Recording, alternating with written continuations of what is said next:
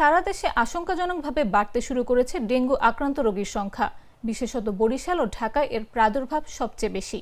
গেল ২৪ ঘন্টায়ও ডেঙ্গু আক্রান্ত হয়ে ২৪৮ জন হাসপাতালে ভর্তি হয়েছেন। বৃহস্পতিবার স্বাস্থ্য অধিদপ্তরের হেলথ ইমার্জেন্সি অপারেশন সেন্টার ও কন্ট্রোল রুম থেকে পাঠানো ডেঙ্গু বিষয়ক নিয়মিত সংবাদ বিজ্ঞপ্তিতে এ তথ্য জানানো হয়।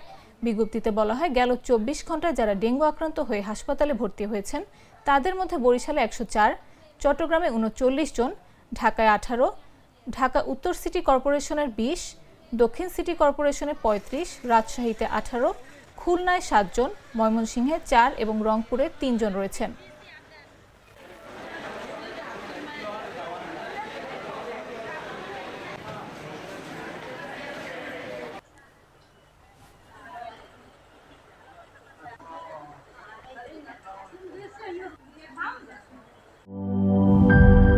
সিল্কোর সিল্ক অ্যান্ড শাইন, যাতে আছে আর্গান অয়েল ও ওট প্রোটিনের গুডনেস, যা আপনার চুলকে রাখে হেলদি অ্যান্ড শাইনিং।